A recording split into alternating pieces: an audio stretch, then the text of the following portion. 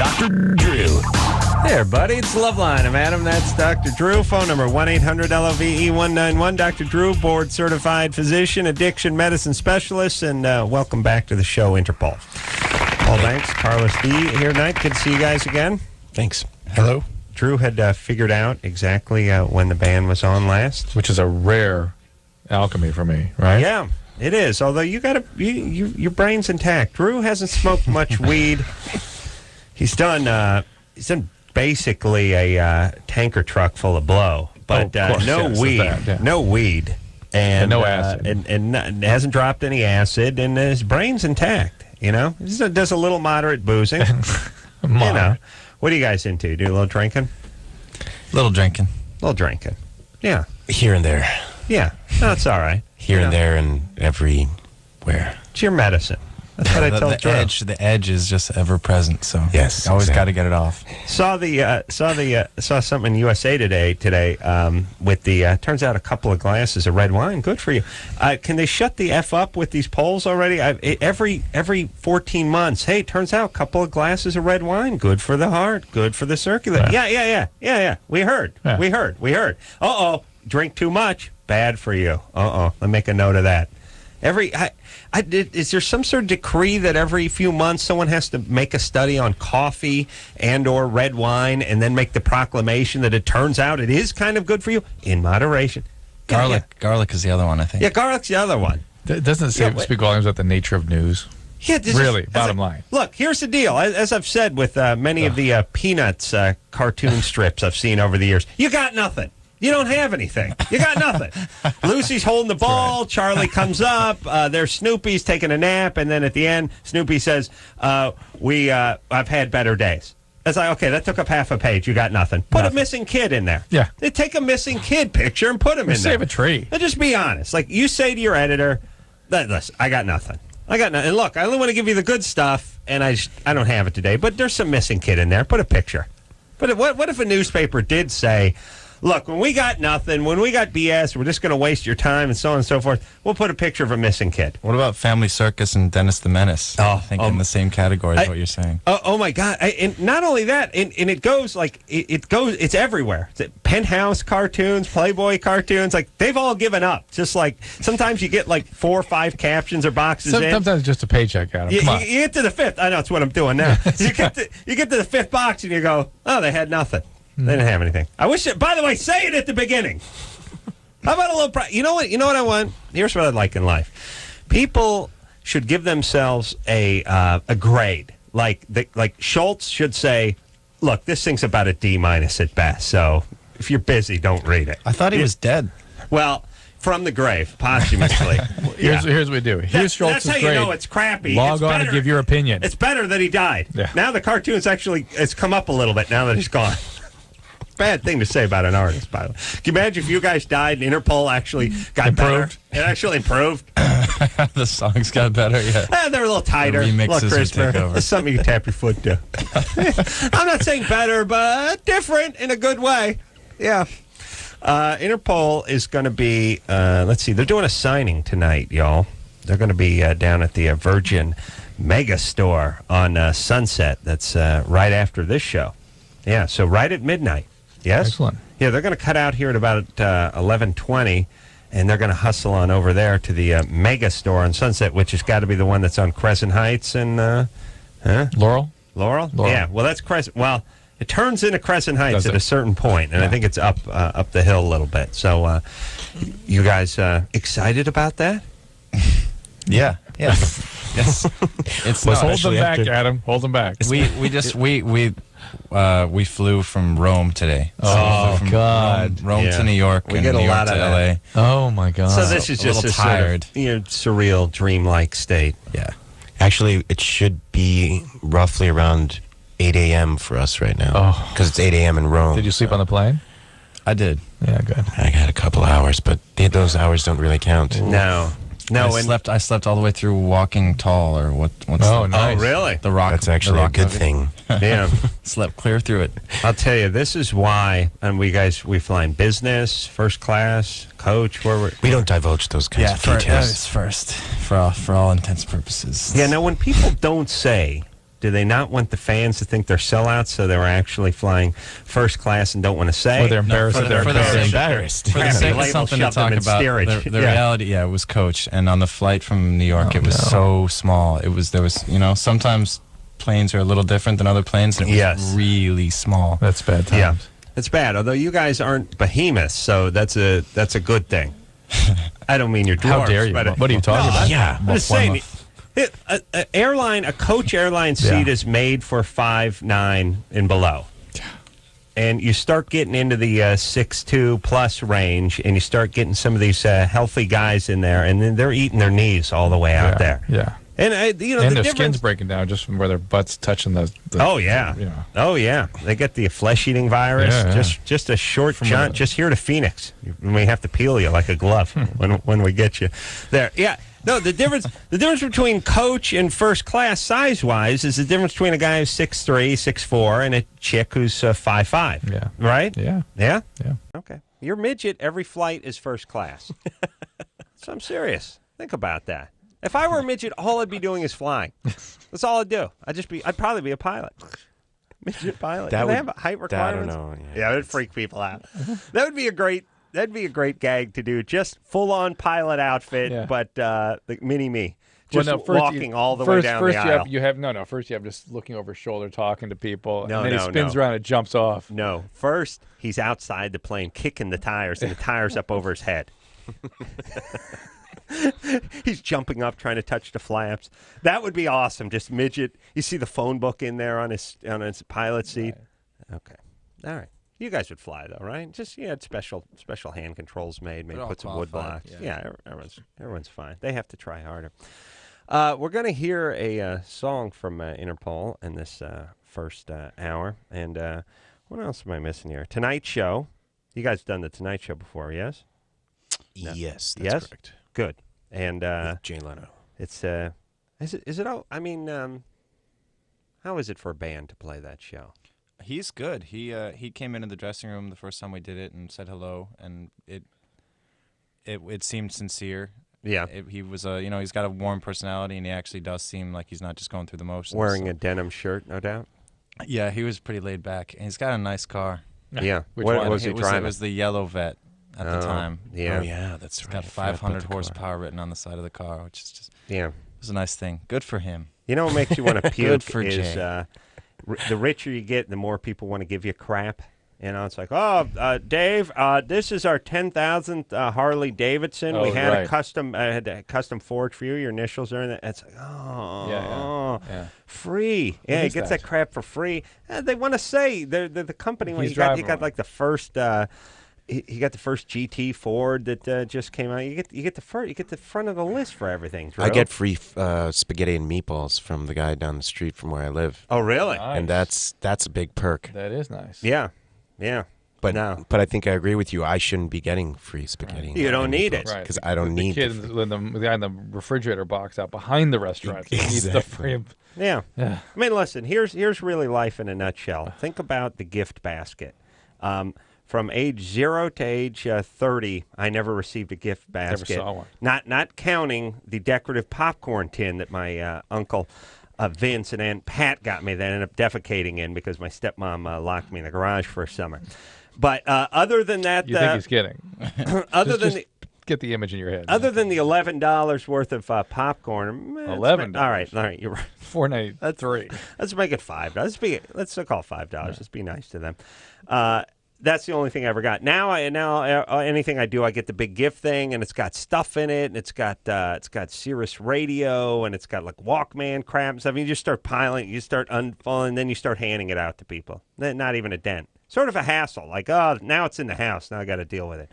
Hardened, jaded, just like those meatballs. I know. Yeah, it's great. How can we do that, Drew? How can we not be jaded? I'm not jaded. Yes, you are. No, I'm not. Okay, I know. You know why? Because you're keeping it real. All right, what are we doing? Take calls. Go. Drew, let's talk it up. Let's go. Buddy. Come on, let's go. Take calls. Let's break it down. Go. What are we missing from Interpol here? Conan on the 8th, by the way, Tonight Show. That's Leno on the 1st. And then my beloved Jimmy Kimmel on the 26th of October. Have you done Jimmy Kimmel before? Yes. It's a good time. And you haven't announced the name of the CD. Oh, Antics is the name of the CD, and we'll be hearing a cut off of Antics. It doesn't bother you that we get paid the same, huh? Yet you put in half a syllable for every. That's not true, though. For every That's dictionary of words. Because when the calls start coming in, there you go. Well, Yeah. that's why you won't let us go to the calls. Yeah, yeah. when you guys were on TV, I was listening to this guy. Yeah. Oh, okay. But you were making me laugh. All right. You were making me laugh. All right. Save. Andrea. Dance, Adam, dance. Andrea, you're 18. Yeah. What's up? I've been with my boyfriend for like a year and a half now, and I feel like I'm like really dependent on him. And I don't know if it's really healthy. You're 18. How old is he? He's 19. 19. And what do you mean dependent? What do you mean dependent? I'm sorry, I really can't hear you that good. You guys keep cutting out. What do you mean? Let's cut our losses. Let's move forward. She's dependent on her 19-year-old boyfriend. Find out what that means. I don't know what they. It's 18-year-old lingo. Like what? Like he'll treat me really bad sometimes and be really mean to me, and I'll just kind of take it. And like, I know I'm an attractive girl and I can find other guys. I just feel like I have to be with him for some reason. And because he's a bad boy. Well, because your dad may have been sort of treating you the same way, and that's your idea of what closeness and intimacy is. Yeah. Yeah, and that's not okay. That's not a good thing. It's not a healthy thing. And unfortunately, when you've been traumatized by your parents as a child, strangely enough, those things that are so traumatizing to us becomes attractive, like insanely attractive, like you're saying. You have to be with it. Yeah. And if you've had that history, you should really learn how to read those attractions and maybe stay away from people you're super attracted to that way, because it will be the same thing over and over and over again. Yeah.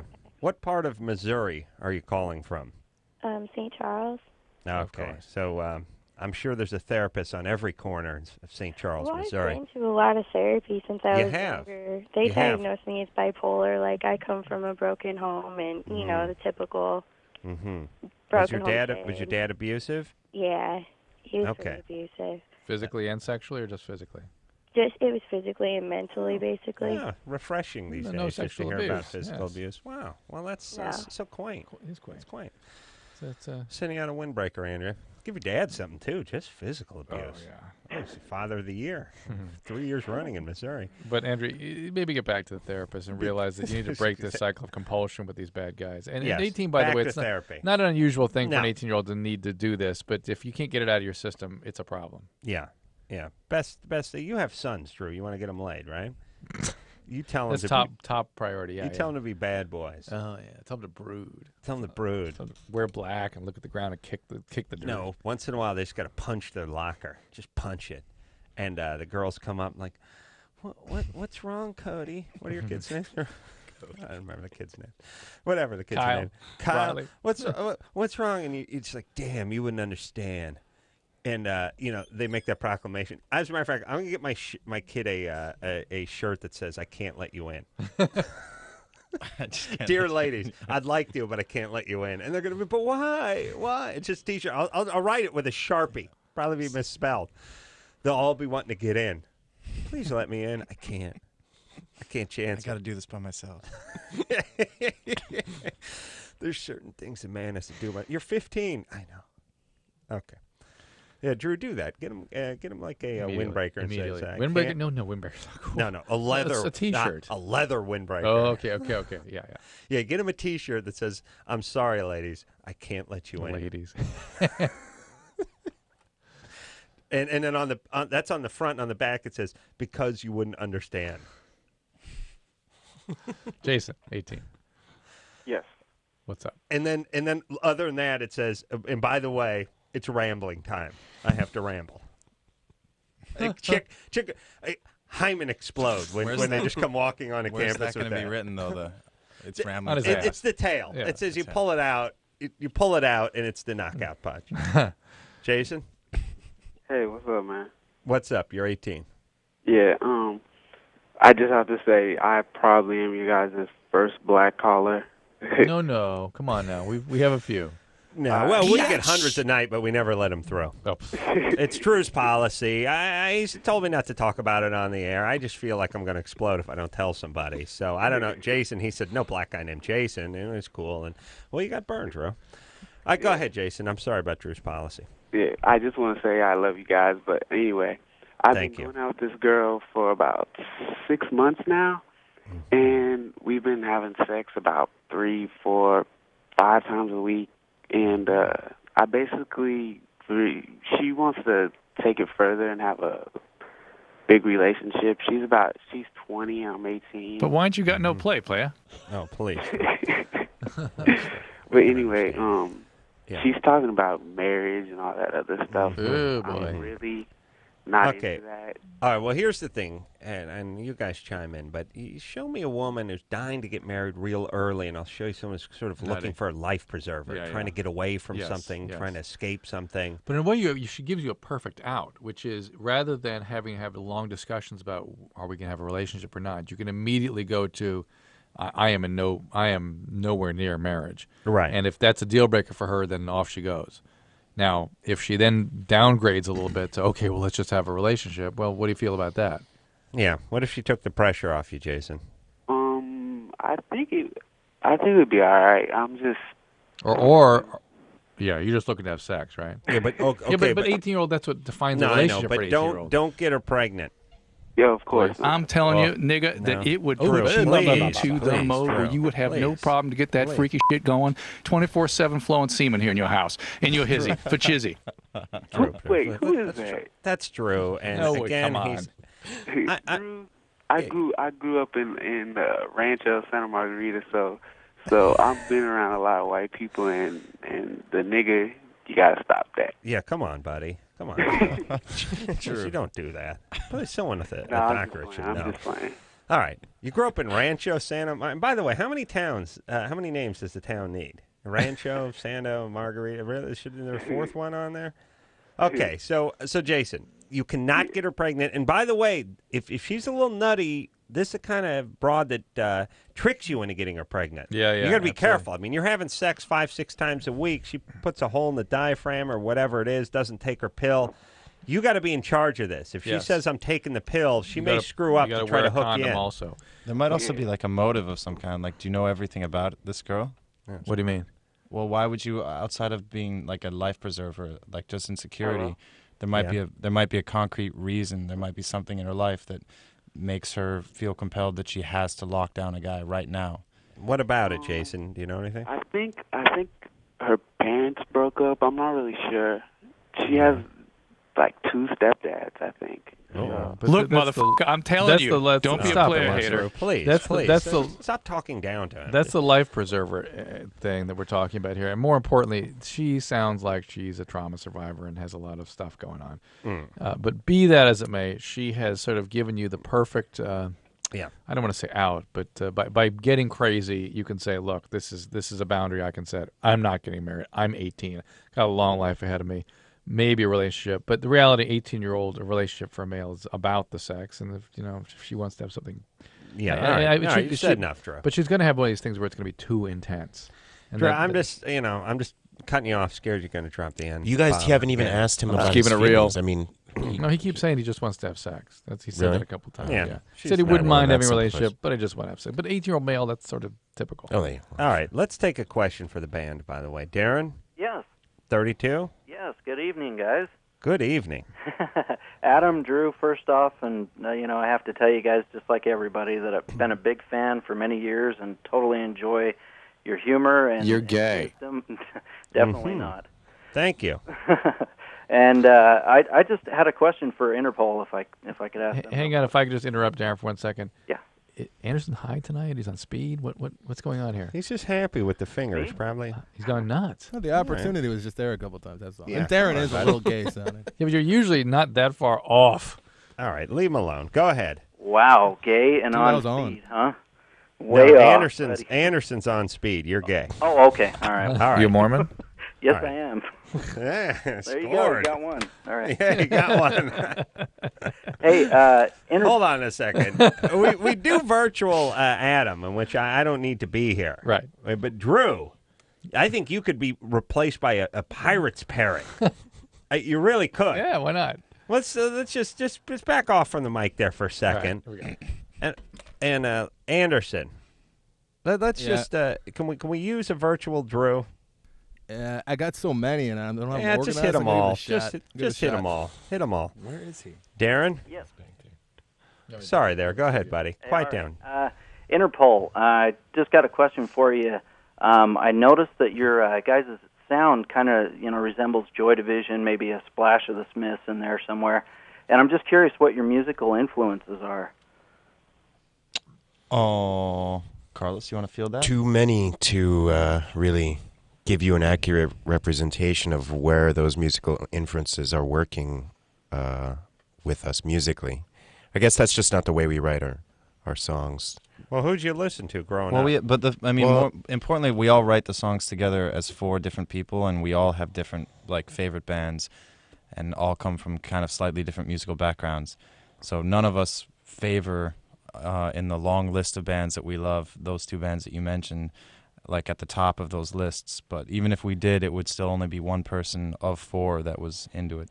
Well, so it's a lot of different influences that affect. Paul, give us your top few bands that you enjoy. Old or new? He's just a dick. Rolling Stones, Beatles, Bob Dylan, Leonard Cohen, Nirvana, Jane's Addiction. All right. Cecil Taylor. Eclectic. Carlos, what about you? Off the top of my head, The Cure, Dead Can Dance, Depeche Mode, Iron Maiden. Wow. Metallica. Mixed batch. Hey, Darren? I just wanted to say, though, Interpol, you guys are great. I've been playing the crud out of the Bright Lights, Turn on the Bright Lights CD, and I'm excited for the new one. Are you guys going to release like a live album or live DVD or something that we can catch you guys off of? There's no plans of that nature anytime soon. Okay. Hey, Darren. Yes. Do you have any callers you're influenced by? Other people. No, but Adam, Smith's vibe going on in his calls. Adam, I got to tell you, man, I totally appreciate your fart humor. I mean, I'm 32. Thanks, I should probably not be giggling over farts, but I'm as 40. soon as I hear one, man, you make me giggle, dude. Thanks, everybody. Sure thing. All right. Everything from Darren sounds like it's at the beginning. It said, "Boy, this is going to feel good," and then it's like starts off good, but goes a little south right at the end. You know what I'm saying? All right. Thanks, Darren. Interpol here tonight. Well, Anderson really made the point for you. So Adam, he made it such that he didn't have to have any drops. Yeah. And it could have been like I was here. Yeah. Well, that was a question. That was a question for the band, so that wasn't a fair representation. He's of gay. Drew. Interpol in here tonight. Antics, name of the new CD, which is out tomorrow, which is tonight after midnight. Drew, you okay, buddy? You're gonna swallow your tongue if you yawn any harder over there. It's great. It's fantastic doing a radio show every night where you got a guy that basically looks like a bear that just came out of a cave. Just. I mean, you have to do the novelty size, like the hippo size yawn. You couldn't painful just erection. Put your hand over your mouth or something. You just, crack your neck. Like, what's going on, Drew? These guys just came from Rome, Yeah, look at them. Yeah, you came from Pasadena. What's your excuse? A painful, uncomfortable erection. Beyond. All right, quiet. Interpol here, and I take it. We're going to regroup. Those are good. Yep. We're going to regroup. Yep. I'll tell you that. Yep. And we'll be right back after this. Your rectum falls out of your ass. LoveLine will be right back, so get your problems ready.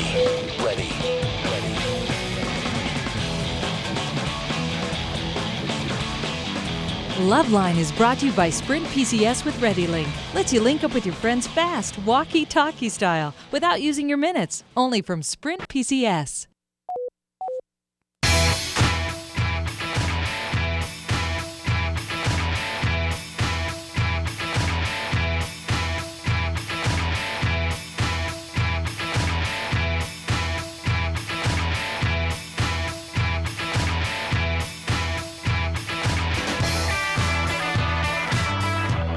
Hey, everybody, it's LoveLine. I'm Adam. That's Dr. Drew. Phone number 1-800-LVE-191. Interpol here tonight. Paul and Carlos both here representing the band. Get the bottle. Seth MacFarlane is coming in tomorrow night. He is the Family Guy. Drew, very pumped up. Going to be. Oh, really? Yeah. Drew's going to be representing in this new season of the Family Guy. So you're going to be one of the voices on the Family Guy? So far, I've played a dermatologist. They talk about playing the devil. Oh, we're huge fans of that show. We are too. Yeah. Huge fans. Yeah. It's the rush I've been looking for. Yeah. All right. Yeah. Huge fans, I think it's an overstatement. Well, I'm a huge fan. So I'm a huge fan. No, well, then you'd probably know my episode where I Which one? Played the voice of death. Mm-hmm. Yes. Yeah. I did. I saw that repeatedly. Thank you very much. All right. So Seth will be in talking about that tomorrow night. And we're going to hear something off the Antics, the new CD from Interpol, which is out in about an hour and a half. And these guys are going to be at the Virgin Megastore on Sunset doing an in-studio signing coming up 12 o'clock. So they're going to leave here about 11:30 and hustle it over there and see all you kids and sign your CDs. Shall we hear a song? Let's take a call. A call. Then we hear a song. Beautiful. All right? Here we go. All right. Let's talk to Melissa. Huh? That's what it. about this guy got in a car crash? All right, go ahead. Nah. All right. But that movie might have something to do with that movie Crash, which was really good. Huh. It was? You know the whole psychological basis behind this movie Crash about how car crashes are somehow turn-ons to people? Oh, really? And people that get into car crashes try to relive their car crash, but through a sexual experience. Really? So they show lots of scenes of them looking for wrecked cars and getting in them and like getting off on them. Oh my god! It's like Cronenberg movie with James Spader. Yeah. Wow. Came out in like and Rosanna Arquette. 99. Yeah, Wow. I'd heard of it, but it's so unabashed. It's amazing. Is it good? Oh, it's an exquisite movie. Yeah. Pretty weird. Wow. Yeah, it's creepy. It's All really right. No. Well, I'll rent it. Uh-oh. And that means Anderson didn't like it. Anderson, you saw Crash? Yeah, I thought it was brutal. Brutal bad? Brutal bad, yeah. I like the Come on, opening. I buddy. like the opening title, and that was about it. The music and the opening titles was great, and then he just missed it. I like Cronenberg, but he missed. That's a weird. It's a weird movie. All right. We'll agree to disagree. Sex with gashes. Very bold when you're in another and part Rosanna of the city, Arquette yeah. is like handicapped but hot. I remember that. She has like these weird crutches on, but like she looks hot. That's because you're. Yeah, you're in. Who is you're that? Sicko, Carl. Oh, Melissa. Darn. Hello? What's happening? You're 16. Yeah, okay. First of all, I want to say what's up. You guys are great, and I listen to you guys every single night. Thanks. All right. I've been with my boyfriend for about 6 months, and we've had sex, and it doesn't feel good. It just doesn't feel good. The intercourse. Yeah. Meaning it feels bad, or you just can't get aroused with it? I can't get aroused with it. And Do you masturbate? Yeah. Does that feel good? Yeah. Do you have orgasms? No. No. Well, 16-year-old sex is often not so great bad for a female. Yeah. It's great for a guy. It's the same at 16 as 60 for a guy. Yeah. That's the strange thing. For a woman, there's going to be an evolution. But here's where it goes bad when you're 60.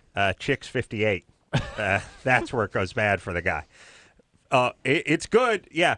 It's good 16 to 60 if we can stay with the 16-year-old all the way through 60. That's good. But when you're with the 58-year-old and how dare you? Vagina looks like a piece of saddle leather. That's bad, Drew. Because you've been let's face it. Tanning it all those years. Tanning that leather. Yeah. Good, though, if you can, I think you're perpetuating a stereotype. You're right. Though. That's wrong.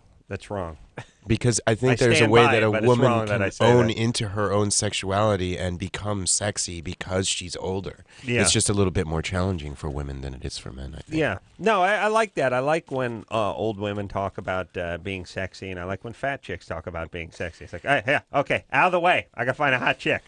Hey, go be sexy over there. Those two terms are not necessarily in what's the word I'm looking Mutually for? exclusive? Mutually exclusive with hotness. Yeah, I know, but guys would like to err on the side of hotness.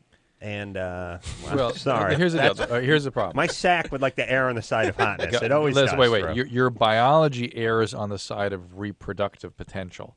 And so you're always going to be attracted to symmetry in youth because that's just the way it is. But if you're actually intimately involved with somebody and they're somebody you really are into, you'll still be into them at an older age as at a younger age. Yeah. So they have like a hot is friend that your or point? something. Yeah, that's the point. Sort of, but no, No. that has to do with love and stuff. But Right. I'm actually just talking about raw lust, which can actually find as its object certain other body types that are not necessarily conventionally known as hot, but are nonetheless hot because the people who occupy those forms make themselves hot by the way they carry themselves. Like Roseanne Arquette with a stroke cane. Get the butt You know what I mean? It's a little unconventional, but it's still a turn on. Yes? I feel bad for the caller who totally lost. All right, no, don't worry. In the theme of Get the Butter, She's I back. Yeah. Maybe lube would be a suggestion for this young lady. All right, Melissa. Yeah. Here's the deal about 16 and female. It's rare to have an orgasm, and it's often that it just doesn't feel that great. Yeah. And plus you're dealing with a 16 or 17-year-old guy who may not exactly know what to do. Forget it. And even if he did, for a 16-year-old female, the biology isn't syncing up just yet, typically. Yeah. It's around 20 to 22 when things really start to kick in a little bit, for most. Now, I know there's 10% of women out there going, well, I've been having orgasms since I was 8. Yes, 10%. But for the most part, at 16, it doesn't necessarily feel particularly the body is willing, but the vagina is weak. Yeah. Okay. At 16. But my question, though, always becomes, well, why are you having sex if it doesn't feel good? Yeah, that's pretty young. That is pretty young. Yeah, but I mean, some women at a much, some women get pain with sex. Period. Yeah. So it might not be something that's going to go away when she's older, or it may say well pain. be. I don't know if she's having pain though. It's just it just doesn't get sexual. She said it didn't feel good. But I said, does it feel bad or just not get aroused? She was like, I just don't get aroused. Oh, okay, fine. Then you're absolutely it's totally the guy's not. No, it's not just that. 16-year-old females don't have much response with intercourse. They just, no matter who's the guy doing it. Yeah. I never had sex with a 16-year-old. So. Melissa? Yeah. He'd go 14, 15, skip 16 and go right to 17. Or just 15. That I did. Melissa? Yeah. All right. So maybe you should not have sex with him if it doesn't feel so No, I'm not good. going to. The guy's listening. He's driving his moped off a cliff right now. We totally ruined it for him. Oh, could you imagine? I would put a hit out on me, by the way, if I was him. I've worried about I'll things kill like a Carolla with my bare hands. How old that is the son guy? of a bitch? How old's the guy? He's 17. Oh yeah, he'll definitely want to kill you Does now. he give you oral sex? No. That's a place to start the exploration. Yeah. Yeah, but if he can't do it properly, then I mean, that's a sophisticated art form that takes that's a high order, yes. Decades. Got to start somewhere. Decades. Yeah. Well, here's the thing, too, ladies. If the guy isn't sort of sufficient or proficient at that, or at least it can do it well enough to move on to the next stage, don't let him move on. It's going to be like a video game. He's got to get through it before he can move on to the intercourse stage. You guys let him hop on top of you and want to know why that sucks. He's not qualified. Right. Plus, he's not going to go back. Oh, no. He got past first stage. No going back. Yeah. No. That horse is out of the barn, Drew. It's on top of someone. It's humping them savagely. Yes? Oh, whatever. All right. Interpol here tonight. Let's hear a song, huh? Perfect. Hey, let's break it down. Break it down. Let's go. Let's get it on. We got to get it on for Interpol. We're going to get it on. Chris, ready to get it on? Yeah. Antics, name of the CD. What song are we hearing? Ann wrote it down. First one. Slow Hands.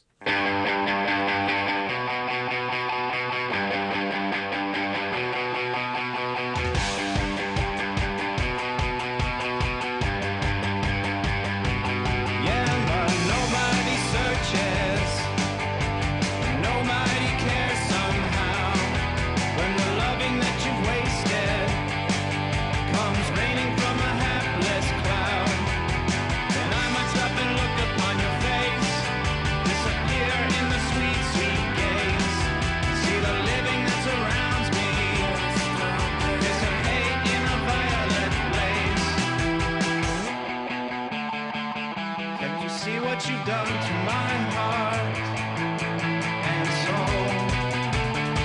This is a wasteland now. We slow hands, put the weights around yourself. We spies, oh yeah, we slow hands. You put the weights all around yourself. Now I submit my incentive. detective is romanced. I watch the pole dance of the stars. We rejoice 'cause the hurting is so painless from the distance of passing cars. But I am married to your charms and grace. I just feel crazy like the good old days. You make me wanna pick up a guitar and celebrate the myriad ways that I love you. Can't you see what you've done to my heart and soul? This is a wasteland now. We spies, yeah, we slow hands. You put the weights all around yourself. We spies, oh yeah, we slow hands. Killer for hire, you know not yourself.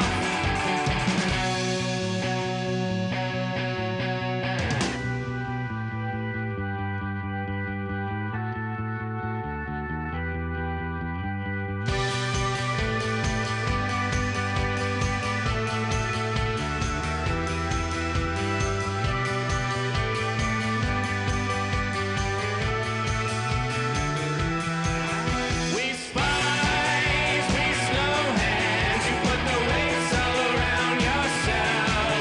We spies, oh yeah, we slow hands. We retire like nobody else. We spies, intimate, slow hands. Killer for hire, you know not yourself. We spies, intimate, slow hands. You let the face slap around ourselves. Yeah, Interpol, everyone, in studio tonight. Going to be down at the Virgin Mega Store signing the new CD, Antics, which is out in about an hour, 19 minutes. So they'll be there at midnight. They'll be ushered out of here about 11:30 and hustled over there. Yes? Perfect. All right. We'll take a break. But you know what? I'm going to do some good radio here, Drew. I'm going to tease a call. Jane? This is Yeah. great radio. Well, I think it's better than great. I think it's what you call scintillating. Hello. Jane, you're 19. Yes. What's up? Well, I was in a car accident about a, and now I've been prescribed a Vicodin and Ansem, and I get like 30 pills of each every week. Every week. Give me the pill, Skipper. What'd you get? What was your injury? Well, I had back surgery when I was 14. Sexual Kind of, I don't know. I guess Were you sexually abused? no, Physically abused? no. It's a car accident, right? Well, what was the What was the back injury for? 14? Gymnastics? No, Ice skating? I was moving. We were moving across country, and I was moving like something that was too heavy, and I had a congenital like back disorder or whatever, where my nerve canal was too small or something. I don't know. All right, so you had back surgery at 14. All right, hold on a second. Oh, and now she's getting strung out on stuff. Oh, and see, here's the thing. Here's what we learned from doing this show. We just play the odds. Anyone we ever talked to who had back surgery under the age of 50 for, wasn't crushed by an I-beam or ran over by an 18-wheeler, a skip loader or something, or anybody who's on disability. We never trust them. So something's up. And she's an addict. We know she's an opiate addict. An opiate addict already has a risk of trauma. Right. And you add in the back surgery. It's right. Like, what's going on? But you could add something going on. Drew says no. All right, so we'll get back with Jane and her car crash and her back injury and her 30 pain pills a week or maybe more. And I don't know if she's an addict. She just wants to know if it's okay. Oh, she's an addict. All right, all that after this. 1-800-LOVE-191. Call LoveLine.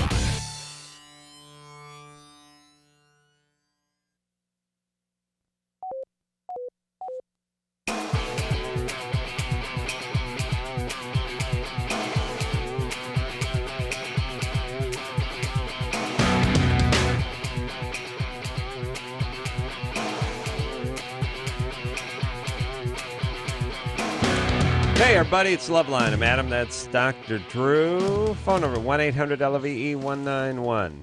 All right. We got Carlos and Paul here tonight from Interpol. Antics. Name of the CD going to be down at the Virgin Mega Store on Sunset at midnight, and that's when the CD drops. and they will be signing your CD. That's what they call it, Drew. Sounds like a testy dropping. Yeah, it's a undescended CD. So Jane, let's stay with your question, which is, are you addicted? So do you have a family history of alcoholism? Yeah, my dad and my mom. All right. And have you ever been addicted to anything else? Well, I wouldn't say. All right. Drew here says yes. Okay. And by the way, here's what it sounds like. Drew, just ask whatever question. You have family yes, history of alcoholism? yes. You're addicted to now, the anything person else? could be saying no. I never know. But Drew says yes. Why do you ask, Drew? That's a good question. Because you know what? I smell it. I know. You know you're like a cop. You know how fast you're going, son? You think he's asking? Right. He's going to tell you, officer, I was about right. Exactly right. You're going 95. Yeah, why ask? Because he knows. Yeah. Well, it's for the benefit of the other listeners. I know. I like the cop who talks too much. Son, what I'm going to have to ask you to do right now is please step out of the car for me. I have a question. How about just get out of the car? I have a question. Okay, right now, I'm going to have to ask you for your license right now, okay? I have a question. What is about the extra talk the cops give you? Are they buying time? They feel bad? How about give me your license or step out of the car? Okay, at this time, son, I'm going to have to ask you to reach into your right hip pocket and take your license out of your alligator skin wallet and then go ahead and hand it through the open window to me, okay, right now? Okay? Yes, Drew. I have a question. Yes. How come? I've seen 1,000 cases like Jane. I know the story inside and I know exactly. Wait, hang on. Relax. Yes. So I know I can sort of predict exactly what's going on. I know what's going on. Right. Why is that obnoxious? But it's cool if John Edwards knows what my grandfather's hair looked like. Oh, right. You know what I'm saying? Yeah. But why? Well, I know this as a matter of fact. Yeah. And that's sort of it's intrusive. Yeah, but I'll John tell you Edwards, why. I'll is tell it you why. magic? That's cool. Why? I'll tell you why. Because your diagnoses involves work. It involves like stopping something that you like, doing an in-house treatment, discipline and whatever. Nobody wants to hear that. Right. People would rather just communicate through the dead or look at some Ouija board or something or like have the that. evangelism. I've decided that Phil is just evangelical. Dr. Phil, just pure evangelism. Yeah, just whack you with the just palm. I'm going to heal you. I'm going to heal you. Oh, good.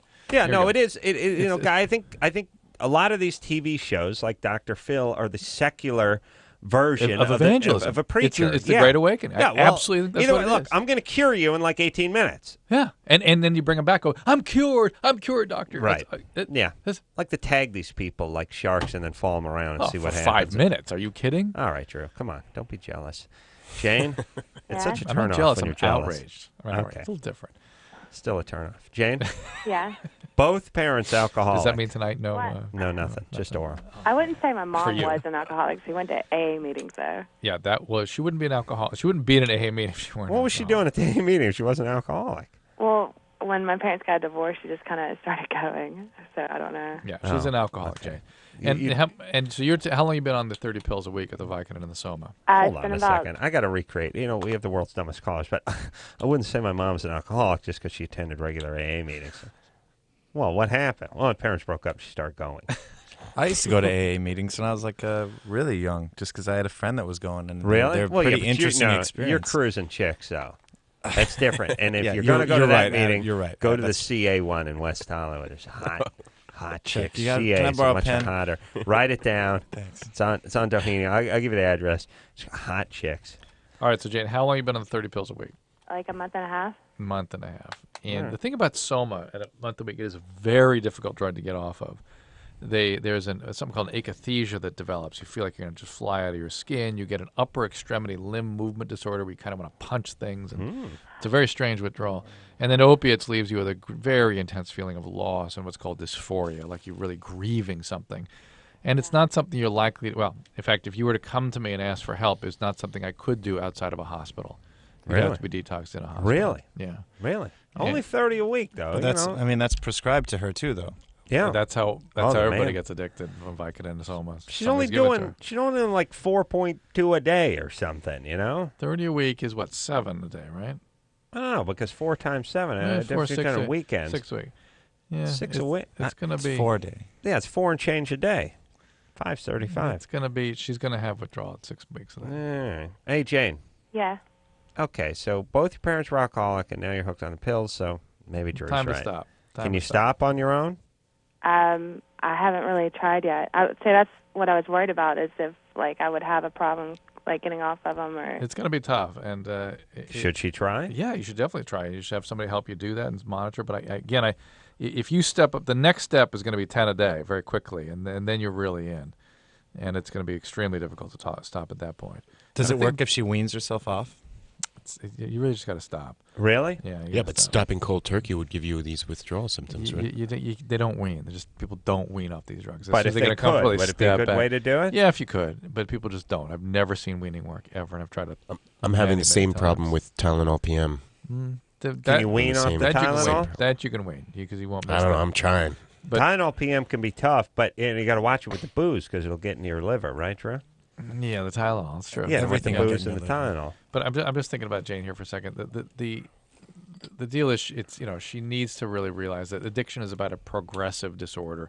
You used to be addicted to something else. Now you're getting out of the opiates. The very specific definition: A, biological disorder, genetic basis. You have the family history. Yeah. B, ongoing use in the face of consequence. And then C, denial. And you've sort of been maneuvering with the denial. And mom's not really an alcoholic; just goes to AA meetings. All right. So you meet all the criteria. So she's just cruising chicks. Yeah. All right. So and then now the back surgery at 14. 14-year-olds don't normally just pull back, require surgery for moving a beacon definitely find a spots. traumatic past here. All right. There you go. There's your news, baby. Sorry. Interpol in tonight. We'll take a quick break. We'll be right back after this. All right, guys. Bottom line, here's the deal. Looking to hook up? Sick of wasting time with the wrong person? One call's all you need to make. Call the date line. The date line. 877-889-DATE. LoveLine with Adam Carolla and Dr. Drew. 1-800-LOVE-191. We'll be right back. This hour brought to you in part by Axe. Experience the Axe effect.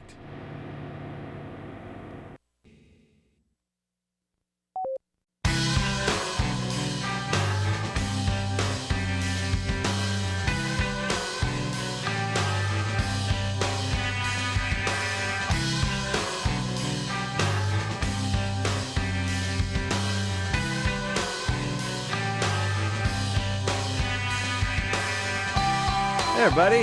LoveLine. I'm Adam. That's Dr. Drew. Paul and Carlos here tonight from Interpol. Antics, name of the CD. It's going to be out in a little less than an hour. And the guys are going to be over at the Virgin Megastore on Sunset, right at the beginning of the Sunset Strip, signing your newly purchased Interpol CD. Oh. Nice. All right, Drew. Yeah. What's up, buddy? Let's break it down. Let's break it down. Let's get it on.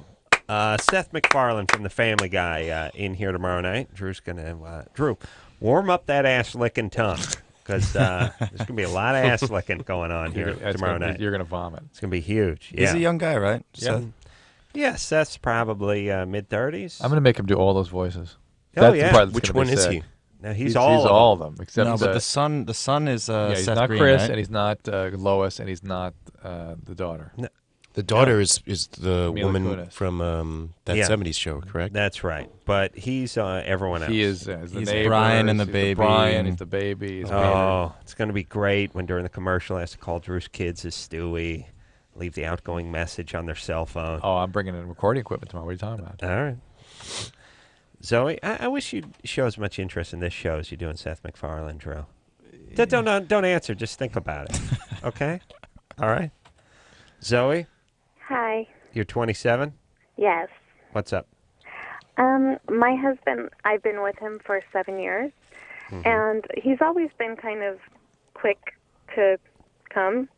And the longer that we're together and the longer that we've been married, I think the more repressed he's been. He doesn't want to do anything. He's pretty much missionary style, go to bed. And I've offered anal, everything else to him, oh, by the way, into watching porn, that kind of thing. He's not into it. Well, usually when guys aren't into it, the more offering, the more uncomfortable it becomes, and the more awkward it becomes. Yeah, well, he gets mad at me. He's like, "You're a mom now. You're a wife. You need to get over it." And really? Yeah, and How I'm dare he? I get home. I work at night, and I'll get home, and I'll go down on him, and I tell him, "You don't have to do anything," and he's just like, "You knock it off. Go to bed." Wow. And I would never cheat on him. I would never leave him, and I love him more than anything. But and I tell him, and I try to tell him nicely, like let's keep it interesting, All right. Well, let's do a little scratching here. Let's all get our quarters out. And are you sure he's faithful to you? Yes, I'm totally sure he is. He would be, because the guys who are getting it on with the secretary are just good. Taking a wet nap to the dork and putting it in the wife as soon as they get home. Yeah. Right through the mail slot. Yeah. Because those are passionate men like Drew. But they're also the extra. They don't want to tip anybody off. Yeah, that's the whole thing. Good. Yeah, a lot of people assume like, oh, he's not giving it to you. He must be giving it to someone else somewhere else. No. But no, they're not. They don't want to draw attention. He'll be getting ideas from somewhere else as well, and then it's that he wouldn't want to tip her off. Yeah, why aren't you with me? No, they double down. I'm saying, do you think he might be gay then? Well, no. Here we go. He's got kids, so it can't be that. No. He works construction all day long. Oh, all right. Is he a big man or are you a big gal? Huh? You a big gal?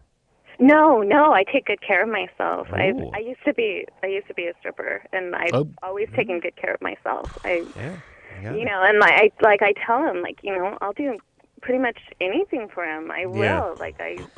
Yeah. What about So no, go ahead. Maybe I think some guys, the ultra accommodating thing might be a turnoff, and maybe if you go for a different approach and maybe get tough or something, that might trigger something in him. Yeah.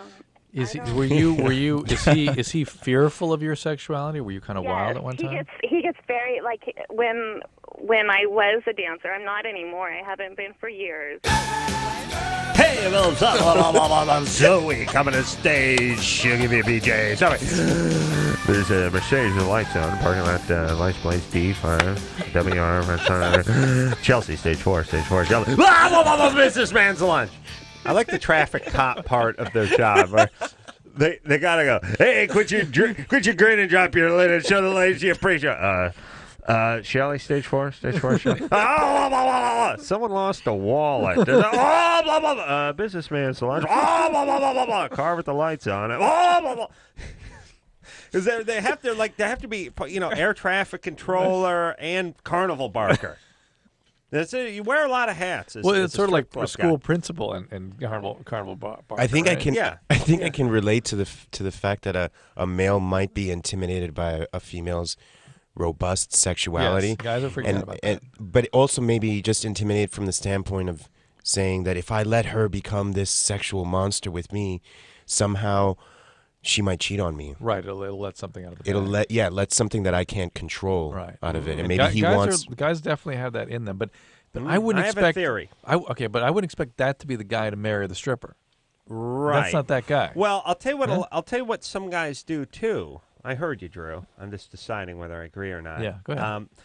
A lot of guys marry a sexual woman who has a history of maybe many partners, or maybe a business where she was using her sexuality, and then try to close her down and contain her, as if to erase the past. But it's like if I can turn you into a housewife, domesticate. If I can domesticate the beast, somehow all the guys you took your clothes off in front of in the past, it's going to wipe it clean from their memory. I'm with you 100%. Except isn't that guy still? Hold on. The guy? There's no 100% and accept. There's 80% and accept. Right, but I'm asking. Unless it goes over 100. Is it possibly also is it the case? I'm questioning. If I'm not 100%, there's one question.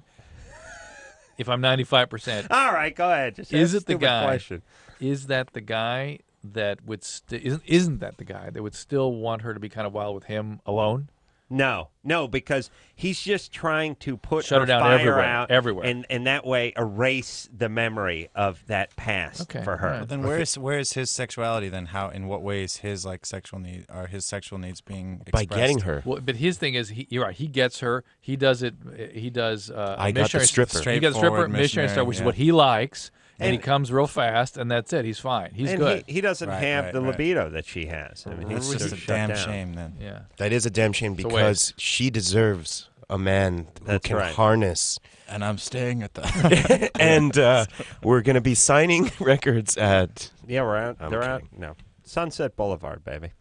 All right, so you got to communicate with the guy. He is your husband. He's the father of your children. But here's what I'm saying: don't keep approaching it with the well. Now I got in a French maid's outfit and I greet him by the front door. Don't keep pushing. Maybe a slow build, real slow, just little steps forward. You know what we're saying, Zoe? Yeah, I understand. All right. What did you strip topless and bottomless, or just topless? Full nude. Full nude. Full nude in Vegas and in Hollywood. Smacks a little something up. Where'd you work in Hollywood? Oh, I'd rather not say. I worked everywhere. I worked at Little Darlings, I think, for a little while. I helped open up that club. This was years ago, though, and I haven't been a dancer, and I don't dress provocatively, and I think you guys are kind of right, because he does try to make me feel bad. Like, he goes, you don't need to act like that, and you don't. And I'm only like that in the bedroom with him. No, I know. He's intimidated by your sexuality, and possibly by your past a little bit, and he's trying to sort of contain you and shut you down. In a way, it's sort of an ideal situation for a little therapy, because it's a sort of a specific issue that could kind of be sorted but he's out. going to be embarrassed by it and not want to go into the therapist's office. But here's the thing she has to understand: is it for him? Let me ask her something. Please, this is kind of interesting. Zoe, for you, yes. What is it? Do you need to do some more different things sexually with him in order for this to be a gratifying experience? For me, I do. I need. For you, okay. He thinks it's me. He thinks, and we've had a really good heart-to-hearts, not like fighting or anything. Really good heart-to-hearts, and he's like, I really think that you have a sexual problem. He doesn't think it's just me with a crazy libido. He thinks that my sexual needs and my fantasies are in some way unhealthy and not right. I don't know. Well, I mean, you were a stripper, so it suggests you have some issues, but you're not suggesting anything outrageous. And you got to remember, for him, but remember just something. For him, things are perfect. Things are right in the zone for him. So don't think that you're going to be doing things that are going to make things more interesting for him. Yeah. And he's just, he's in that. I worked a lot of construction with these guys, just waiting to die. Buzzards circling his genitalia. He's waiting to go. He's a little depressed, too. Guy's get a little depressed. How old is he? What happens? How old is he? 31. Is he one of your 29? Is he one of your Vicodin guys? Zoe, how old is he? He's 30. 30. And he was just this week he was put on an antidepressant. Okay. That's going to screw up his sexuality. But the whole thing almost could be linked to the depression, right? All the apathy could be. I think it is it's all the elements we discussed over the last 25 minutes on this call. Yes. Interesting call. I mean, yeah. Well, you remove the ex-stripper part, you got nothing. Okay, so some dudes are just boring. It's like a Peanuts. So work it out. There you go. Godspeed. Your kids are going to land on your feet. I'll tell you what. Andrea, we got to. Drew, this is why we need to be able to send out a windbreaker or a T-shirt or something. Yes, it's a nice out. How about just a basket? We'll send you out a basket. Andrea? Yeah. You're 15? Yes. Oh. Are you depressed? No, I'm Are you asleep right now? You're asleep. You're asleep. Okay. You worried? And on the radio. Are you worried that someone is going to hear you in the house? Yeah, a little. Okay. Says here you're bisexual? Uh-huh. At 15, you're bisexual. Well, yeah. And your mom is extremely homophobic? Yep. All right. Hang on there. And we're never going to come back. That sounded interesting. It's a shame that we couldn't hear any more. Well, let's see. Andrea. Homophobic mother. Mm-hmm. All right, you're going to need to, you understand it's a national radio program, and eventually you're going to have to talk. Yes. Okay. And you dragging out the very last letter of the word that you pronounce is not constitute more conversation. Okay? Uh-huh. Okay. So, you're bisexual. Where's your dad? Sleeping here. Sleeping. All right. And your mother's homophobic. Is your father homophobic? Yeah, but not as much as her, though. All right. So why not? Don't tell her. Don't tell her. There you go. Okay. Unless you're angry at her and you're doing this to pay her back, which you probably are, except for you don't know you're doing it, although you'll realize it later on in life. Right? It's a loaded question, really, but yes. Not a question. All right, don't tell her. Look, here's the old deal. You're not supposed to tell your parents anything when you're 15, especially about your sexuality. You don't have to make these proclamations about what heterosexuals do not into. proclaim what they were doing, but why would somebody proclaim something about their identity that they know is going to evoke something awful from a parent who is being unreasonable? Why would you do that? Yeah, to pay them back. Yes, that's why. the answer. Yeah. Dad's homophobic. Go ahead and pay him back. Because Mom's he was abusive and abandoning. Dad's or whatever, a racist and abusive. Say hi to Lucius. That's how it works. Dad, I want you to meet Lucius. He's on every team in the school. There you go. That's who I'm having sex with. Happy? That's what happens. Yeah. That's why you can't F with your daughter. Yeah. You can F with your son. He ends up just beating his kids. It's no problem. But if you F with your daughter, she'll bite you in the ass. Pretty cut and dry. Yeah. Just no problem. Kids. Guys end up getting in fights and playing on the football team. But daughters, hey, you're homophobic, they go lesbo on you. That's how it works. No, but she's bisexual, though. Yeah. Yeah, but here's the whole thing. She's not even bisexual. Right. That's a title she's given herself to piss off her mom. Right. And now She's because 15, what does she know what she is? Why? Because lesbian's too strong of a. No, because she doesn't know what she is, but she's decided she's something that's going to make her mom angry, so she can announce it to her mom. Yeah, and yes, lesbian is too strong for someone who's barely interested in women. She's only interested in women enough to piss her mom off. And you're definitely sure about this? Yes. Yeah. All right, here we go. Hold on. Andrea, have you been with a woman? No, not. All right. There you go. There you go, everybody. She's a full-blown lesbian. She's going to announce that to mom at Thanksgiving. Only woman she's ever seen nude is herself in a waist-high mirror in the bathroom, and it was foggy. Yeah. Okay. She's a lesbian. I'm gay. That makes us all gay, by the way. Everyone's gay. Never been with anybody, but could be. Wait till Thanksgiving. It's You going to be never great know. when you announce it. I tell my dad. Couple of maybe glasses she has of dry sack, and maybe pow. she has sexual thoughts about. She does. But that's 15. That's not bisexual. Right. That's Okay. exactly. The point is everybody has sexual thoughts, especially women are very fluid that way. They can, go just about any direction at 15. Who would ever, it's like, it's tantamount to you saying, yes, I've had thoughts of killing somebody when I was on the road or homicide. I'm going to turn myself in and do some hard time. Yeah. Yeah. Please. All right. So this is it. She's trying to get back at mom. She'll figure out a way to do it. Some other way. The problem the thing I don't like about the whole situation is everybody in our society is like, you can't live a lie. This information people deserve. There's way too much emphasis put on sort of blurting out the truth. I want people to start shutting their yap and keeping their pain to themselves. But what if she's interested in a particular girl in her high school, wants to do stuff with her, but is afraid to because her mom is homophobic? Maybe she's asking for advice on whether she should do it or not. No, you're being far too kind. And by the way, if you're interested in somebody, go ahead and pursue it. And just like Drew never told his folks anything, I mean, you were wildly banging the bejesus out of your 16-year-old girlfriend. Your dad had no idea what you were doing. He thought you were upstairs cracking the books. You were cracking the legs. Wide open. Drew, passionate man, by the way. Passionate. His passion flows like a mountain stream, and it's never stopped. No beaver's ever dammed his passion. I'll tell you that right now. His passion cannot be damned. No, that's right. He's damned a few beavers, but his passion cannot be damned. All right, let's hear an Interpol song, shall we? That sounds fantastic. You ready to do that, Drew? Yeah, I'm ready. All right, this is off the Antics CD. You queued up there? Yeah, looking good. This one's called Evil.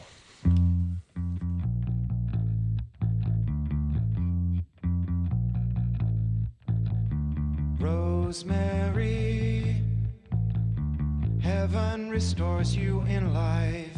You're coming with me through the aging, the fearing, the strife. It's the smiling on the package, it's the faces in the sand. It's the thought that moves you upward, embracing me with two hands. Right, we'll take you places, yeah, maybe to the beach. When your friends, they do come crying, tell them now your pleasure's set upon slow release. Anyway, great smile.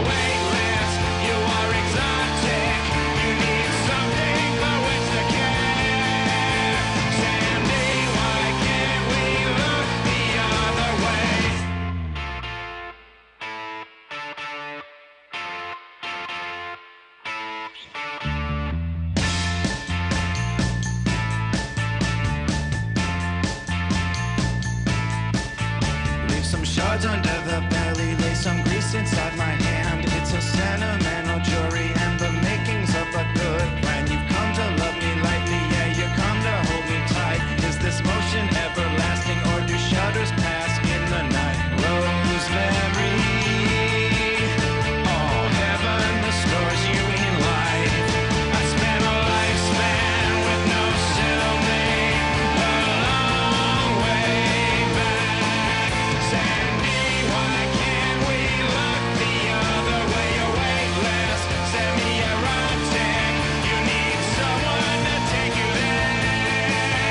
Sandy, why can't we look the other way? Why can't we just play the other game? Why can't we just look the other way? Yeah, Interpol, everyone. Antics, name the CD. Band's going to be down at the Sunset Mega Store, at the Virgin Mega Store, in about 39 and a half minutes. Also doing a in-store on Tuesday down at Lose Records on the 101 in Encinitas, heading down toward San Diego way. And then Tuesday, does the door have to slam the second this goddamn door's open, by the way? All right. That was Carlos's fault. No, it's not your fault. It's everyone's fault, except for mine. Virgin Megastore in San Francisco out in, on Tuesday. Thank you, Anderson. All right, guys. I was told He's a witty guy. we were cutting you loose at this break because you have to make haste down to the Megastore to meet all your hordes of fans. So good seeing you again. Thanks. Thank you for having us. It was fun. Our pleasure, and we'll see you soon. And we'll take a quick break and be right back without Interpol after this. LoveLine. We'll be right back.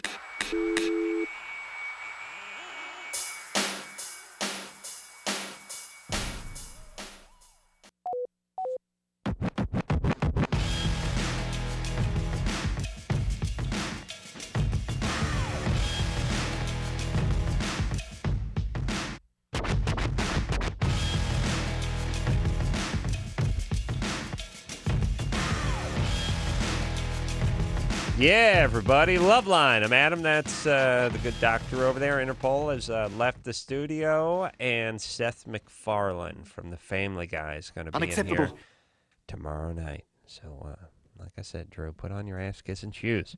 And then what think about to myself, me? My God, wouldn't it be marvelous if I turned out to be a homosexual? Much more of that to come. Oh, nothing but. Yeah. And let me tell you something about Seth, too. Dear friend. Not a snob. No. A lot of people.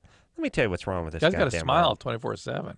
Let me tell you what's wrong. Well, he's high. Yeah. Let me tell you what's wrong with this world. There's a lot of folks that don't realize why they're where they are, which is to say, Monica Lewinsky, that sack of douche, goes on the Kimmel show, and she wants to talk about her handbags, and, the idea of me giving a Hummer to the president, it's forbidden. We'll not be talking about that. Listen, sweetie pea, that's why you're here.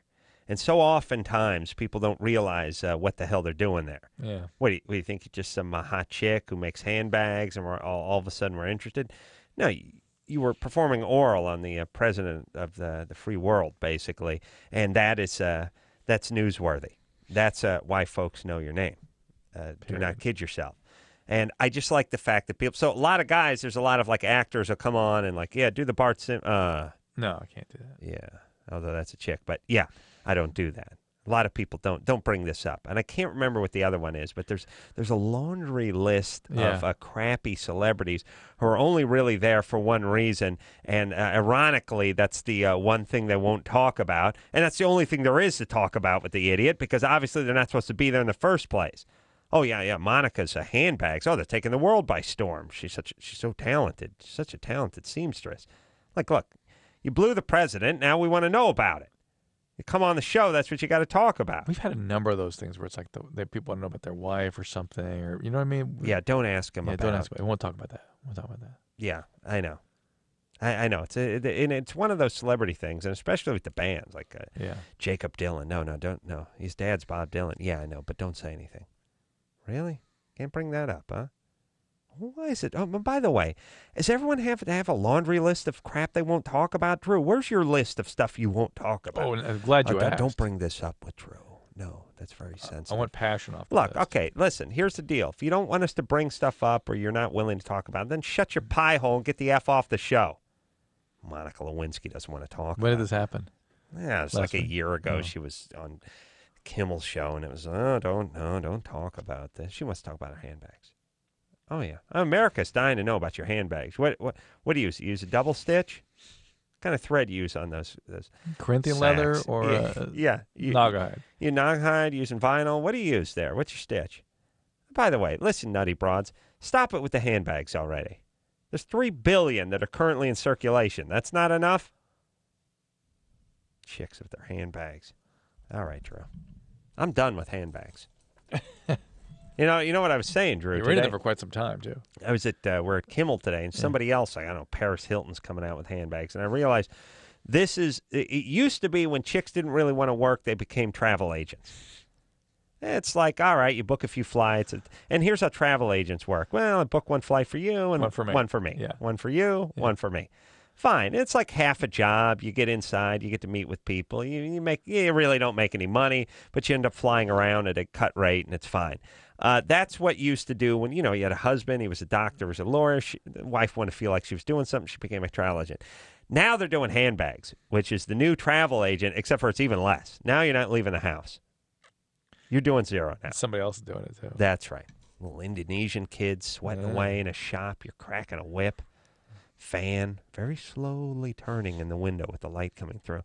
I see that in all the movies. The fan, it's up there, the ventilation fan, but it's moving very slowly with the light coming through. Right. If I worked at that shop, I'd be like, hey, it's 140 degrees in here. Someone want to get that goddamn fan moving? Or turn it off. Yeah, just it's bugging me. It barely moves. That's what it does in the movie. It's like, there it is, light streaming through the blades. It's big. It's up in the thing. Everyone's mopping their brow. No one turns the fan on. It's one of those movie things I don't think really exists. By the way, there's no speed on a fan that says barely turning. There's low. Even in low, you still can't see the blade. Right. It looks like it's turning backwards. It's going so fast. That's low, and then there's medium. There's no movie setting on the ventilation fan. Right. You open a sweatshop. Hey, we got to get a fan up there. Why? Because during the summer, it gets about 160 in here. All right, but it can't turn faster than 3 revolutions a minute. That's as fast as it's going to go. And then we got it can't be fast enough to move air. And we need a light source streaming through it. Yeah, so it looks like a good Bruckheimer film. Turn the fan on. Yeah. All right, let's break it down, Drew. Let's go. Really, is the fan broken? Why isn't it turning? This is why I couldn't work on a film and I couldn't work in a sweatshop. I would immediately screaming about this fan that's not moving. And it's on. It's clearly on. It's not just being moved by the wind. It's on. It's just not really moving. Maybe later on someone's going to have to time it and climb through it. Oh, yes. Yeah. That's bound to happen. That's could happen. Christina? Hi. You're 21? Yeah. What's up? I have a question. Me and my friend were watching a talk show, and she is a lesbian, and she hasn't came out of the closet to her parents yet. And we were watching the talk show, and there was a doctor on there, and the talk show was basically about people that say that they were born gay. Mm-hmm. And the doctor on there said that there was like a chromosome or like a genetic thing in their brain that can develop before their sexual organ can develop. So like say their brain develops as a female and their sexual organ develops as a male, that they can be more, sided with one side, like, if their sexual organ is a male but they have a female brain, that they're going to be more towards males. Yeah, what about the gay gene? That particular theory is very speculative. There are definitely people who have a biological basis to their homosexual orientation. They don't call this show. This show is called people who have been sexually abused, and that creates the change in their sexual orientation. But not a female brain. You're saying you get a female brain with male genitalia, therefore you're attracted to males because your brain is into males? Is there? You take a look at a PET scan of a female brain and a male brain. Beside the female brain, Profoundly being different. considerably smaller. It looks a lot different. Profoundly different. Really? Yeah, yeah. And in terms of how they process things, all very, very different. Really? Yeah. All right. There's a large handbag section in the frontal lobe of most females. Yeah, that's right. No, for instance, I just did this on Dennis Miller the other night, where we showed PET scans of men looking at pornography and women looking at pornography. Mm-hmm. Men light up like a Christmas tree in the appetitive centers. We process, we make note of You very call powerful them appetitive centers? appetite. We go from appetite centers. we make note drive centers. We make note very powerfully, send that information out of the drive centers and create drive to sex. I mean, very powerful biology. Women get aroused, experience arousal, no drive. No drive. Unless you get them in intimate conversation.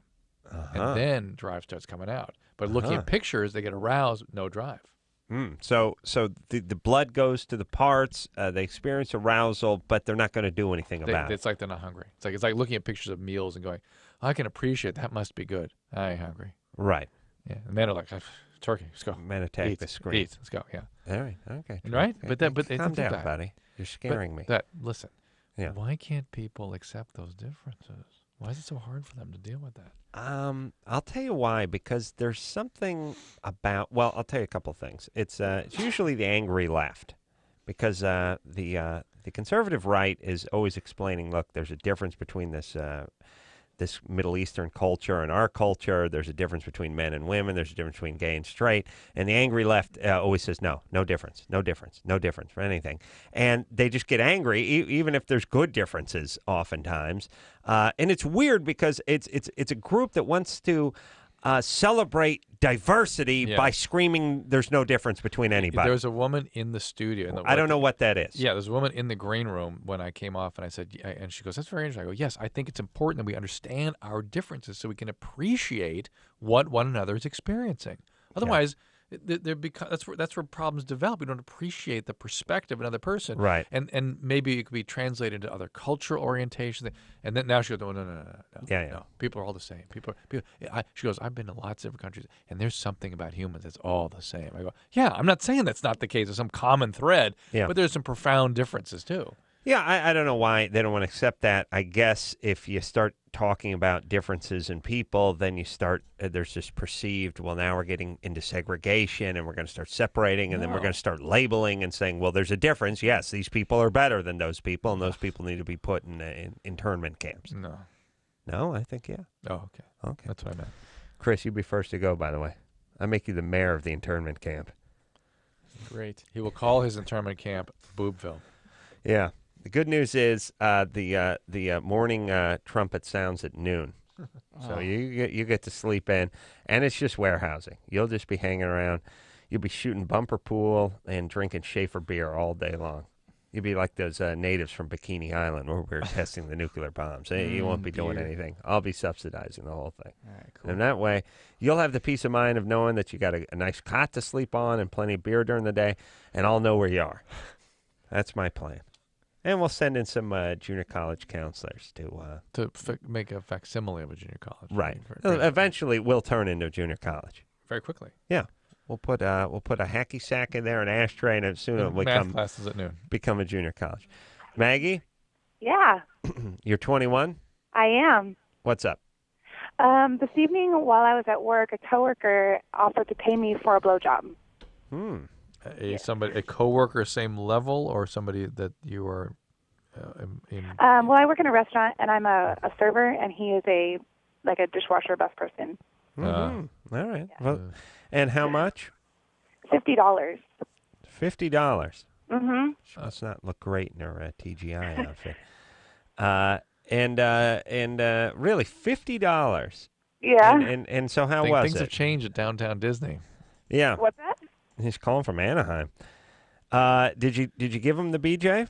No, I did not. No. How did you respond? I'm kind of strapped for cash right now, so I considered it for a while. Seriously? Yeah. $50. But he was like waiting for me in the parking lot, and he was like, "So are you going to do it?" And I was like, "No, I'm going to go home, dude." So I did it. All right. Well, let me. Wow, we got a ton of questions. Yeah. First off, you're a waitress. Yeah. Disneyland, right? And by the way, hold on a second. I don't work in Disneyland. I work in No, Irvine, but Okay, look, first off, people like that, we get into this, another thing I'm angry about is all the semantic stuff where it's like, she's a rape victim, no, rape survivor, rape survivor. Okay, you're a waitress, not waitress, server. Server is much more demeaning than waitress. I know I called you waitress, so I need to be corrected, but server, that's just the king say, of Siam. hey, bitch, wash my feet, and then go get me a bloomin' onion. Right. A server, just it sounds like you're not getting paid at this point. You're just sitting around. You're wearing a vest with no shirt underneath it, and a fez, and like a puffy pajama bottoms. Right, and I here's how I get you. That's the king and I. Yeah, clip. I do that. You come out like the old Brenner. All right, Maggie. yeah. As a server, don't you get tips every night? Yes. And shouldn't you be walking with $150 worth of cash every night? Unfortunately, no, I do not. Not on a Monday evening. All right, but what'd you walk with tonight? 75. $75, and because it's hard to tell someone to give you a BJ for $50 who doesn't want to hit a crack. They already got $75 in their pocket.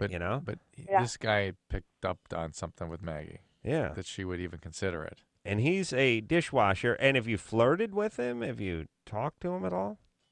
Yeah, we've been hanging out. He's actually a cool guy. But Oh yeah, sounds like a great guy. And you guys have hung out. Now, why is he paying you for the BJ? Like, why not just go out on the date, buy the surf and turf, and get the BJ? Although this is cheaper. You're right. Yeah, I mean, would you go out with him? No. Well, not now you wouldn't, but before this. No. Why not? He's kind of dirty and scandalous and kind of gross. So. Would you consider having a sexual relation with the guy? Have I ever? No. But you consider that? Have you prostituted yourself before? No. And why? Why is that a funny question? Prostitution is ridiculous. It seems. Yeah. Well, you were contemplating money for sex. That's prostitution. Yes, contemplating, but I did not act upon this thought. Right, but you please. How but dare you said you were close to it. Like, if you'd gone up to 55, maybe. Yeah. Hey, Maggie.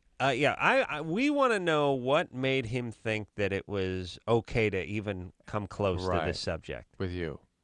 I think after we close at night, a lot of jokes start flying around, and I think he just got to the point. I think his girlfriend left the country, and he's just really desperate and thought maybe he was comfortable enough asking me, but I don't know. No. He would ask you for a date then.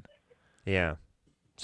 You're giving something off that says victim or low self-esteem or something. Right. Anything like that? I don't think so. All right. Well, look, then you didn't give him the but you did contemplate it for $50. That's bizarre. It's bizarre. It's bizarre when you're talking about the kind of money that you would make in half a shift on a regular night. And it's bizarre you wouldn't go to your manager instantly with that kind of crap. Well, if they're screwing around and they're having some drinks or something, fine. All right. So it just kind of struck me in a weird way. All right, but it got to the point where he was actually out in the parking lot waiting for you. Why weren't you fearful? Yeah. Why weren't you frightened? Why did I Hold on, Drew. Did you let a fart go on? Drew punctuates his statement with a little gas. Why weren't you fearful? I'm fearful, by the way. You should be. But why weren't you frightened by the guy waiting out there? Hell was that? Great, Maggie. Drew, don't you have control of yourself? I can't understand you. All right. Listen, like she didn't do it. We don't know if she's calling and just sort of bringing this up as here's the problem. Sometimes people call the show and they were this close to doing something, and other times people call the show and they were a mile away from doing something, but they don't couch it that way, or they don't phrase it that way, and it's hard for us to tell.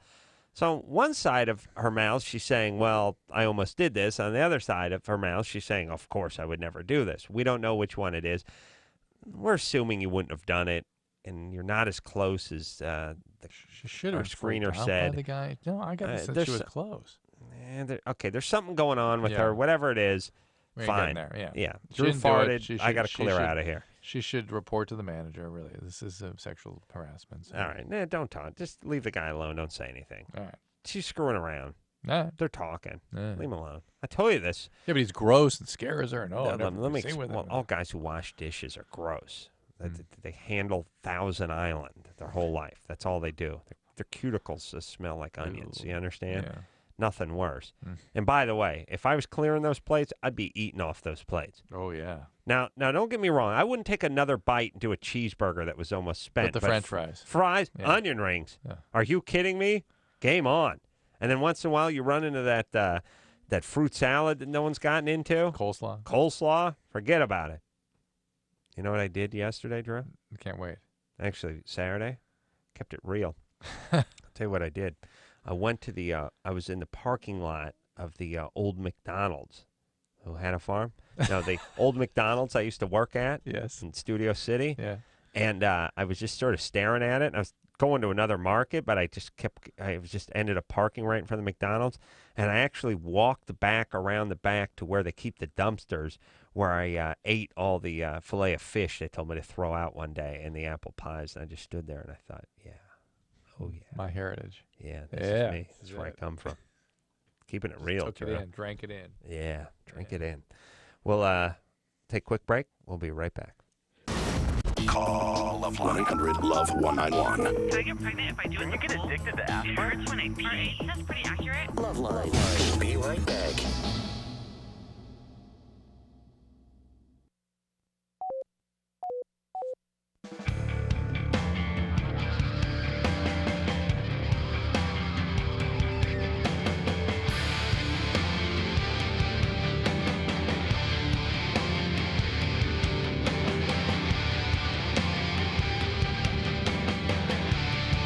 Hey, Buzzaboo, it's LoveLine. I'm Adam, that's Dr. Drew. Seth MacFarlane, the Family guy, in here tomorrow night, and he will dance for us. He will do all those voices, I guarantee it. Yeah, because he knows where his bread is buttered. Yes, Drew? Yes, he does. Allie. Yeah. Yeah, 16. Dr. Drew, I love your book, Cracked, by the way. Thank you, Allie. Anyway, okay, I am with somebody. Sorry, I'm a little nervous right now. That's all I'm with somebody who's a lot older than me, and I'm a virgin, and I'm really worried about having sex because I'm not as experienced, and I'm worried that I won't know what to do. You're 16, and how old is he? 34. Well, he's criminal. He's a criminal, yeah. I'm jealous, but criminal. Where did you meet this guy? Through family. Yeah. How do you think your family would feel about this? Extra creepy. Yeah, extra weird. Yeah. How do you think your family would feel about that? They would be very upset. I know. Because they're concerned about what that would mean to you. Hold on a second. Unless you're one of those crazy nationalities where this kind of stuff is cool, in which case we don't care. Is that true? No. No, she said her parents would freak out. Okay. All right. As well they should. The idea, not because there's something wrong with the guy or that they're concerned about what might happen to him. Right. They're concerned about what's happening to you. Yes. That a 34-year-old with a 16-year-old is exploiting. And when we know this guy's not a good guy, no matter how good he seems to you. Yeah. There's something wrong with him. Something very wrong. Yes. Yeah, it's kind of like it's kind of like when we're together too. Like we both know it's wrong, and we constantly say it, but we're like, okay, we really shouldn't do anything. Well, And here's the then deal. Yeah, Allie, you're 16. Yeah. Okay. It's not incumbent upon you to put an end to this the way it is the 34-year-old. It's why the 34-year-old has laws to urge them on to do the right thing. Right. He's going to go to jail if he has sex with you. All right. So, and here's the whole thing. There is no good ending for you and this guy, No way. especially after you have sex. Ugh. Then you get drawn in. He becomes a criminal. Well, we're not that this justifies anything, but we weren't going to till I was 18. But all right, but then that becomes even sort of creepier that he's going to raise you like veal until it's harvesting time. Hymen harvesting time. Full moon. Time to harvest the hymen. Yeah, get the sickle out. If you, I wish there's some way to sort of put you in the perspective of a 34-year-old Allie, 34 yourself, and look around at your peers and think, okay, one of these guys is going to be dating a 16-year-old. You just barf right there. You know what my new DJ name's going to be? Dick Sickle. Oh, God. Dick Sickle. Yeah, Dick Sickle in the morning. 8:28 after 8 o'clock. Dick Sickle coming at you. Got traffic and weather. Why did We're Dick gonna Sickle suddenly? We're gonna sickle size you guys later on. A sickle cell. Sickle eyes. Yeah, Dick Sickle. Yeah. All right. Criminal. And then it gets really weird, creepy, and then sort of sad when it's like, but I'm just gonna build a shrine to you for 2 years. Oh, yeah. Then who is that guy? Who is that 34-year-old that has to do that? It's going to be 36, be 18. It's weird. It's creepy. Yeah, find some guy you go to high school with. Please. Beth? Bev, yeah. You're 22? Mm-hmm. What's up, baby doll? I'm going through a divorce right now, and I'm actually seeing someone else, and it's just a casual relationship, and we're just kind of messing around, but I'm starting to wonder if maybe it's more than just messing around, and if I should get into something like that. Mm-hmm. Just soon. How long have you been out of your marriage? A few months. No, give 2 yourself months. a little time. It's okay to have a boyfriend, kind of somebody to hang out with, but don't get too far in too fast if you can help it. Hello? Not a great idea. Yes, not good. Not a great idea. Drew's saying no. Okay. Do you have any kids? No. Good. Few. All right. This is why you don't get married at 19, everybody, Right. because you're 22 and you got a nice divorce under your belt. Yeah. Okay, Spend a little time alone. Stop using guys to prop yourself up. Right. Spend a little time alone. It's good. It's a good character builder. Absolutely. Okay. All There we go. right, All there right, you go. good times. There you go. It really is. It's boring. It's lonely. It doesn't feel that good, but it does build you up to be alone. Yes. Yes? Yes. All right. Drew, when we go to the bathroom during this break, separate bathrooms. No. I need time to be. I need time for me. Yes. I You need gotta time build for your me. character. Good. Just me and my stream. All right, sure. All right. We'll take a quick break. That's good. Drew, what'd you hit the mic with? What'd you hit with a Super Bowl ring? Jesus Christ. You Liberace with that ring? Just get a regular size ring on you. Quit advertising. I mean, it's like you're married twice with that thing. Just come on, get something tasteful. Take a quick break. We'll be right back. Okay, so I know there's nothing wrong with me. So what's up? So I was like you, and I used to think that these Datelines were totally cheesy. Why can't I meet anybody? But I tried everything else and thought, what the hell? So I called the Dateline and actually met a cool guy. I called the Dateline and I hooked up with some cool people. Believe it or not, other normal people are out there looking too. 877-889-DATE. 1-800-LOVE-191. We'll be right back. This hour brought to you in part by Axe. Experience the Axe effect.